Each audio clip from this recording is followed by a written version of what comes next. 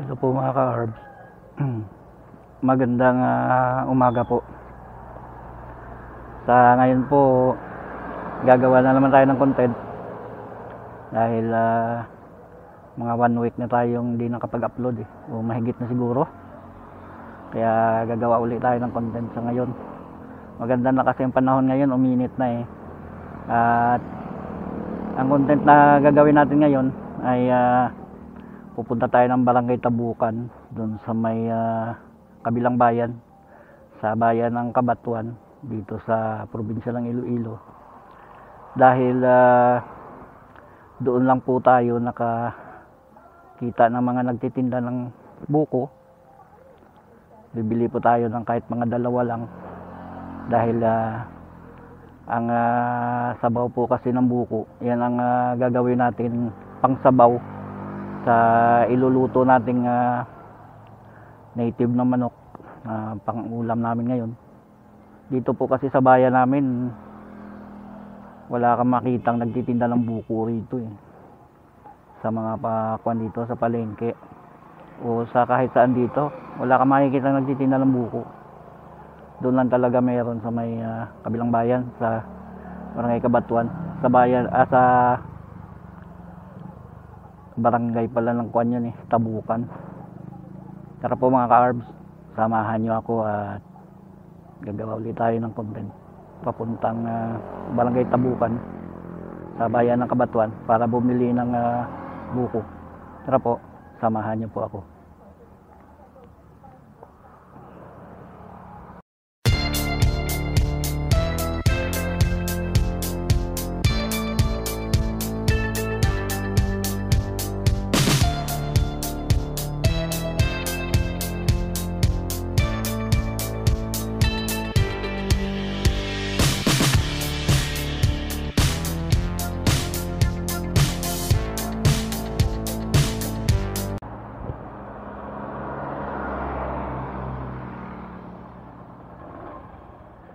Tara po mga ka-arbs, lakad na tayo para makapagluto ka agad.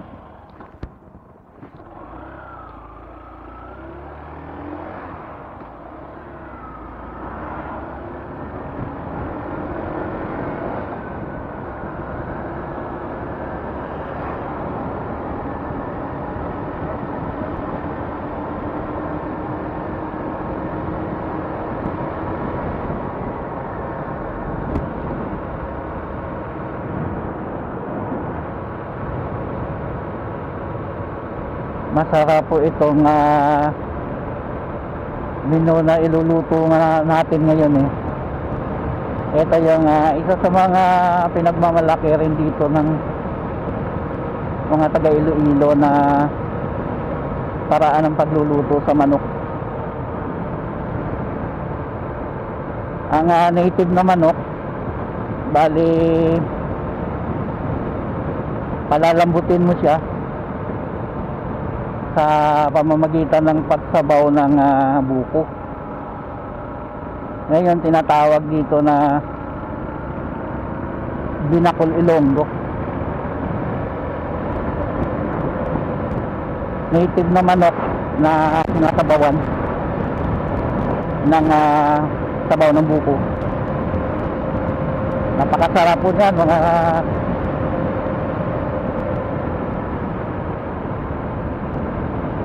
ka-arbs.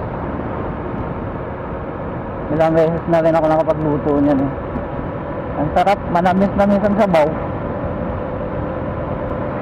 Kaya nga lang talaga at dito sa mga bayan namin wala nagtitinda ng buko Ano rin ang mga nugan dito. Kahit sa bahay may nyug din kaso walang aakyat. Nag-aalangan na kasi akong umakyat ng nyug. Hindi kagaya ng kabataan natin Nahilig tayo sa mga akyatan ngayon. Medyo takot na tayo May kalutungan na kasi ang mga buto natin.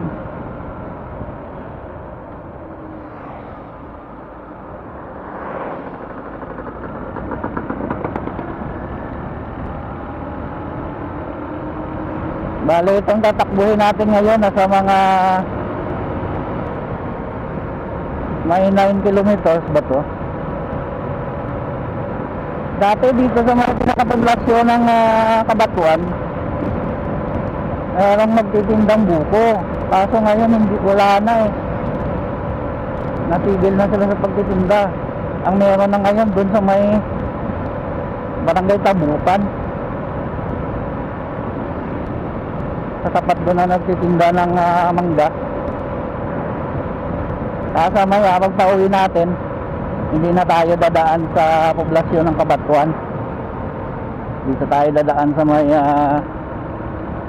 Barangay Pamulugan siguro, ay patago sa may Barangay Salakay. Hindi na tayo dadaan ng poblasyon.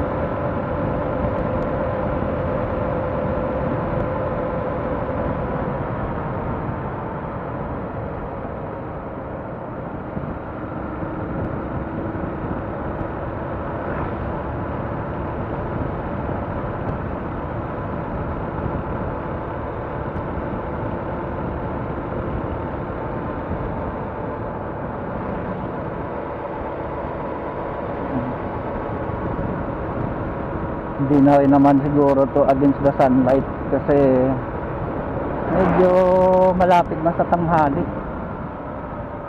Magtatanghali na eh.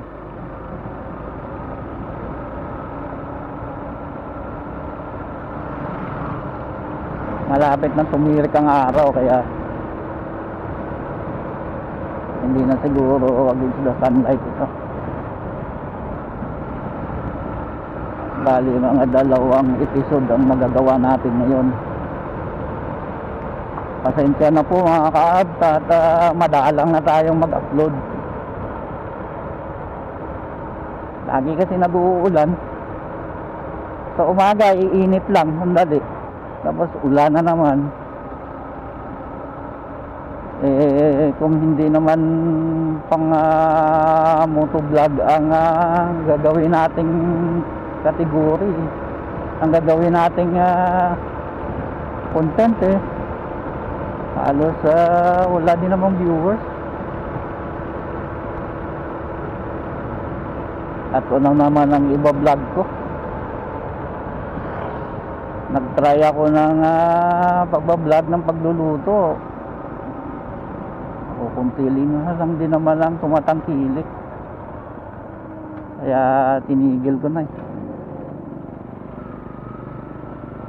Nandito na po tayo sa may poblasyon ng Kabatuan.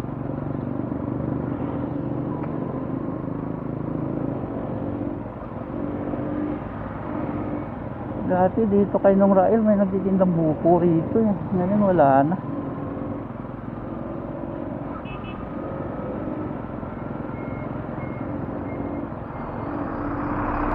At isa pa nga pala, isa din sa nagpapaano na bihira tayo mag-upload dahil halos hindi naman tayo kuha ng pang-allowance natin para sa gagawing motovlog. Hirap kasi tayo ngayon. Kaya kung wala tayong importanteng pupuntahan, hindi tayo makakapag-vlog. Wala yung pagbablog natin eh. Sinasabay na lang natin sa kung saan tayo pupunta na may importanteng pupuntahan. Ito yung pinakapalengke ng bayan ng Kabatuan. Tapos may nag-open ng Pure Gold dito. Ewan ko kung nakapag-open na o ginagawa pa. Wala pa. Ayan o, Pure Gold. Malapit na siguro mag-open yan. Parang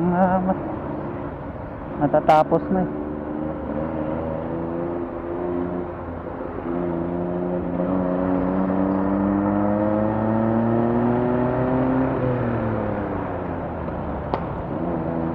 So, meron nga lang sana tayong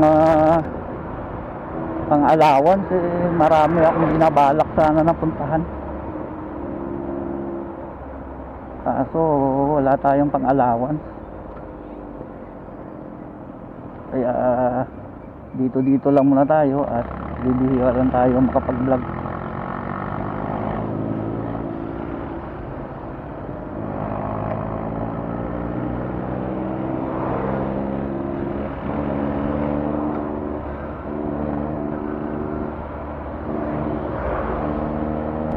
Bagal ng kotse sa unahan, no?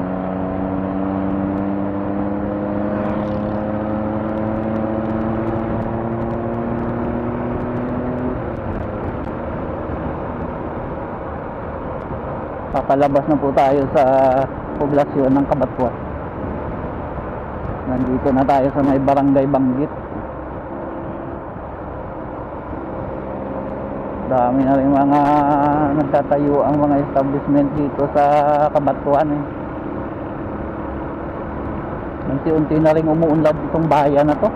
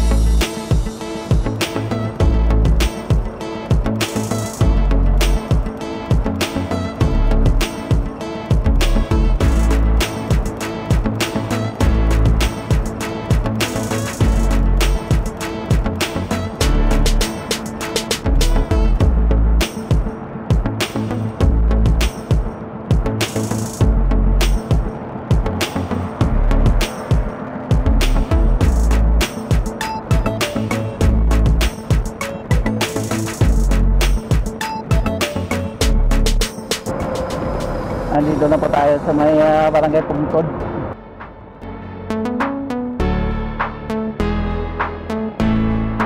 Hindi ko pala na-ilak ang helmet ko.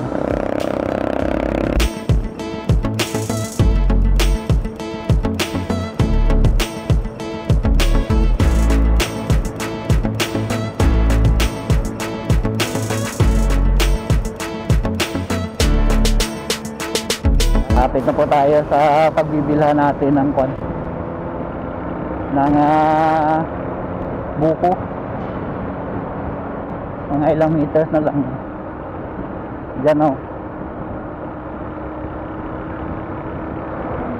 Yan. Diyan tayo bibiling buko.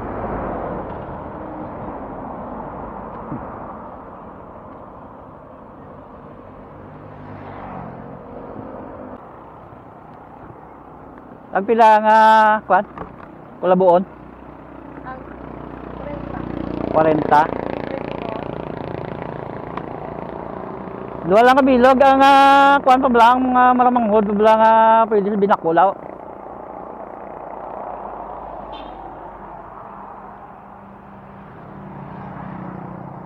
Magagmay talad ang nyog, no?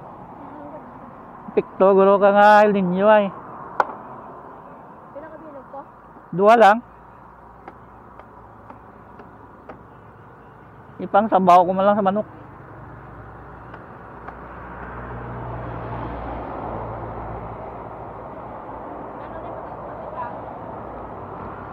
Ano na yung mo lang na yung bilog? Ikwan lang, liyog lang kagod. Para kung sa plastic, ibutang ko lang dayan sa bag ko.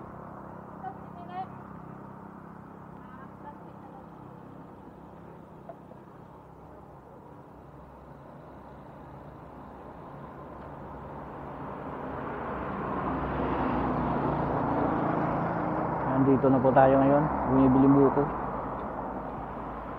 Marami na rin mga establishment dito sa Barangay Tabukan. Ayan yung nagtitinda ng mangga. Oh.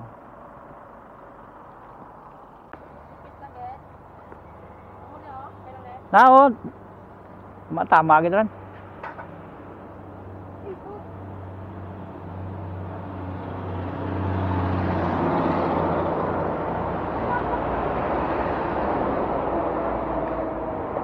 Malauhog yung pinili natin. Ayan kasi ang matamis ng sabaw, yung mga ganyan pa kamura.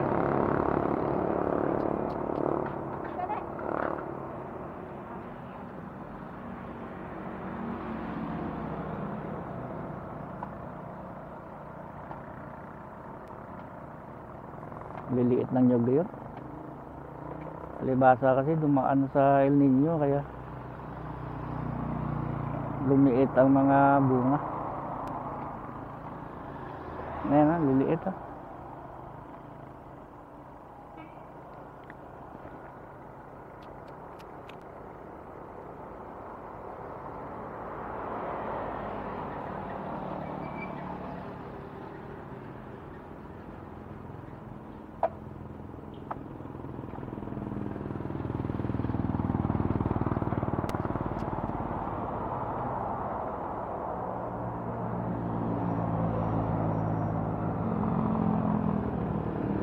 Wala nga lang, siguro kung duwa lang, no?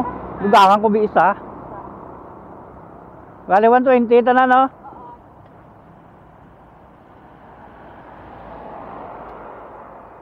Ito ka gamay, basi gamay bala sa baw na ako.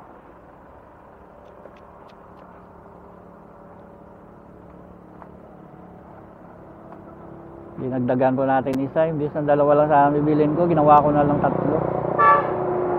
Sa tag 40. Bali 120. Medyo may kalakihan kasi yung tandang na kinatay ko eh. Pero hindi pa naman talaga katandaan yun. Wala pa 1 taon yun eh. Mga ilang buwan pa lang yun. 6, 7. Kaya hindi pa masyadong matanda.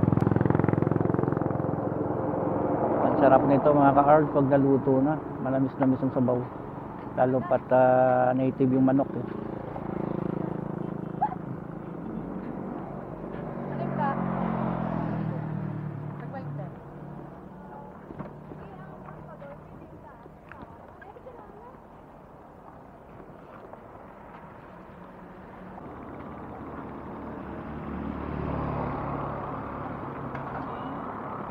Thank you kita.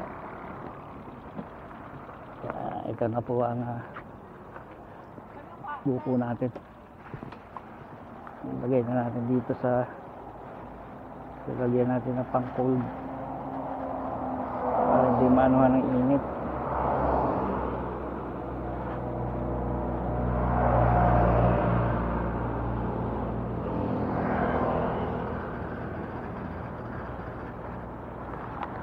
Tapos doon na tayo sa kabila, mag-outro.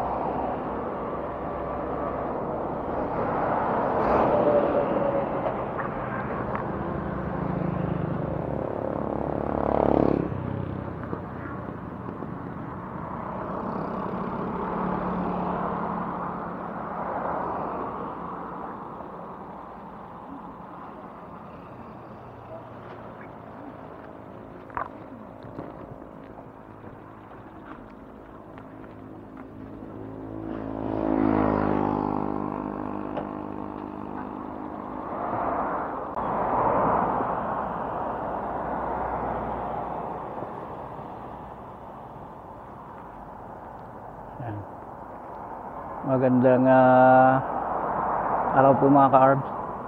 Sa ngayon po nakabili na tayo ng buko para sa pangsabaw sa iluluto nating manok na ang tawag doon eh ng menu na yun eh binakol Ilonggo, binakol ng Iloilo. At marami pong salamat sa pagsama niyo mga ka-arbs sa mototrip natin ngayon. At kung nagustuhan nyo po ang vlog natin sa araw na to, baka pwedeng makahingi naman ng thumbs up dyan. At kung hindi pa kalabisan, baka pwedeng mag-comment down below naman po kayo para kahit paano may mga conversation naman tungkol natin ang episode natin sa araw na to. At bago tayo mag-end, isa-shoutout ko muna pala ang kasamahan ko sa MOD sa Samtok Messenger. Sila Utol Mat, sila Utol Odat, sila Miss Real, si Miss Iba Babe, si Miss Ye, si Utol Tyron, si Utol Wako, si Utol Bugoy. Sa Pine Bay naman, si Miss Sasi at saka yung yam niya na si Suni Bayo at si Lola Smile at sino pa ba, at sa iba pa dyan na mga kuha natin, na mga kaibigan natin, shoutout po sa inyo. At paano po, hanggang dito na lang muna tayo at maraming salamat po. Ingat po tayong lagi. Bye bye.